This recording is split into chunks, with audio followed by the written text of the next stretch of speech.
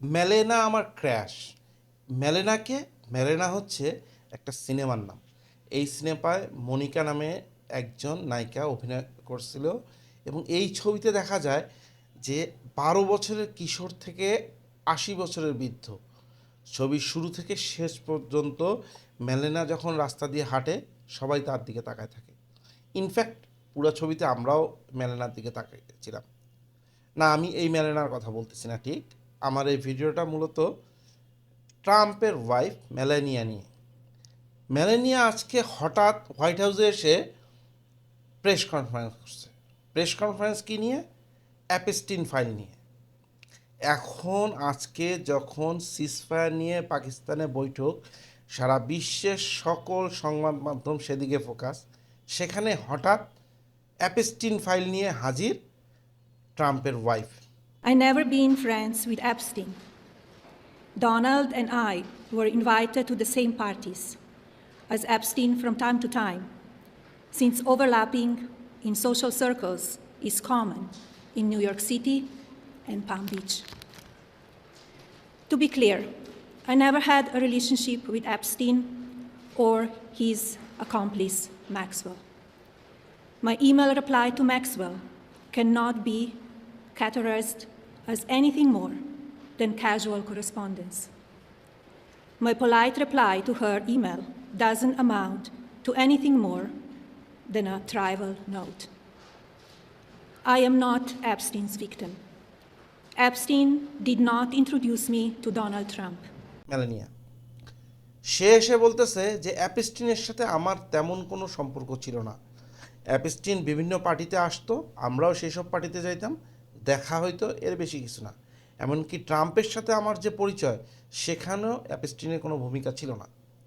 এর মধ্যে গত 24 ঘন্টায় মেলানিয়া এবং অ্যাপস্টিনের অনেকগুলো ইন্টিমেট ছবি ভাইরাল হওয়া শুরু করছে। এতে কিন্তু এখন আন্তর্জাতিক মিডিয়া ফুললি কভার করতেছে হঠাৎ অ্যাপস্টিন বিষয়টাকে।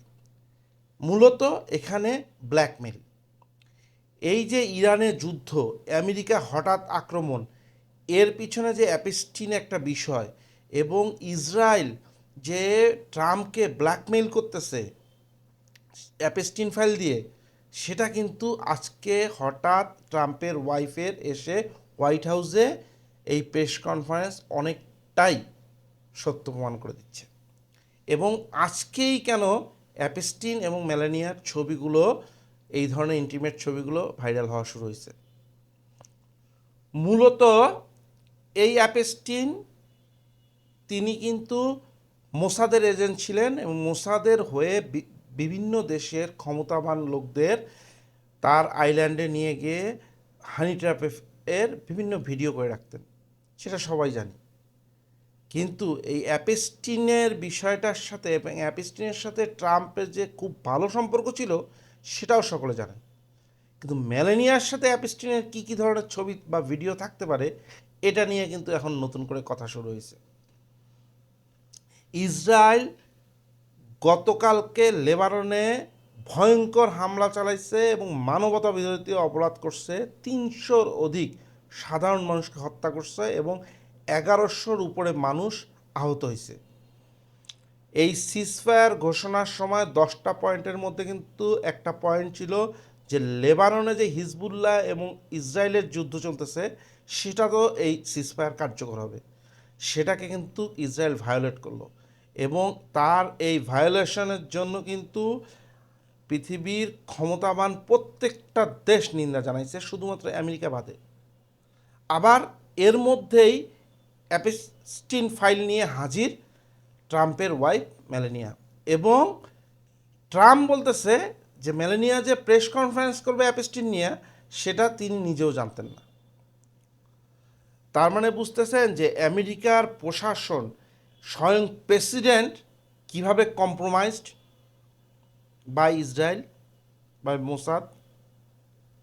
এই নেতানিয়াহু কিন্তু এই যুদ্ধ শুরুর পরে একবার বলছিলেন, সকল মিডিয়াতে আসছিল, যে আমরা 40 বছর থেকে স্বপ্ন দেখতেছি যে এমন একজন প্রেসিডেন্ট আসবে আমেরিকার, যে ইসরায়েলের পক্ষ হয়ে ইরানে হামলা চালাবে এবং ইরানকে ধূলিসাৎ করবে। বুঝতেছেন যে কত দিনের প্ল্যান মোসাদের এবং ইসরায়েলের, যে আমেরিকায় একজন প্রেসিডেন্ট আসবে যে তাদের কথায় চলবে এবং তাদের কথায় ইরানে হামলা চালাবে। একে তো আমেরিকাতে ইনফ্লেশনের কারণে এবং পেট্রোল ডিজেলের দাম বাড়ার কারণে, এই যুদ্ধের কারণে মানে আমেরিকার ইতিহাসে সর্ববৃহৎ একটা ডেমনস্ট্রেশন হয়ে গেছে গত সপ্তাহে ট্রাম্প বিরোধী। প্রায় 1 কোটির উপর মানুষ মিছিল করছে নো কিং, ইরানে হামলা চলা বিষয়ে, যে ইরানে হামলা বন্ধ করার। কারণ ইরানের সাথে আমাদের এমন কোনো সমস্যা নেই যে হামলা চালাতে হবে। তুলসী গাভার্ট যে তাদের গোয়েন্দা প্রধান, সেও কিন্তু ট্রাম্প প্রশাসনকে রিপোর্ট দিছে যে ইরান এমন কোনো অস্ত্র বানায় নেই যেটা আমেরিকার মেইনল্যান্ডের জন্য হুমকি। তারপরেও ট্রাম্প হঠাৎ হামলা চালাইছে এবং এই হামলা চালানোর পূর্বে কংগ্রেসের কাছে অথবা সিনেটের কাছেও সে অনুমতি নেয়নি। সম্পূর্ণ তার পদাধিকার বলে সে সেনাবাহিনী দিয়ে যুদ্ধ শুরু করা দিছে। তাহলে বোঝা যাচ্ছে যে এই যুদ্ধটা কিন্তু আসলে আমেরিকার স্বার্থের কোনো যুদ্ধ না। আরও পরিষ্কার হয়ে গেল, এটা মূলত একটা ব্ল্যাকমেল করে আমেরিকাকে বা আমেরিকার প্রধান, আমেরিকার প্রেসিডেন্টকে ব্ল্যাকমেল করে এই যুদ্ধে নামানো হয়েছে। এবং এই সিজফায়ার কিন্তু মানে সিজফায়ার থেকে আমেরিকাকে বের হয়ে যাওয়ার জন্য এই মেলানিয়াকে নিয়ে এসে হোয়াইট হাউসে যে প্রেস কনফারেন্স করাইছে ইসরায়েল, এটা কিন্তু অ্যালার্মিং, মারাত্মক অ্যালার্মিং।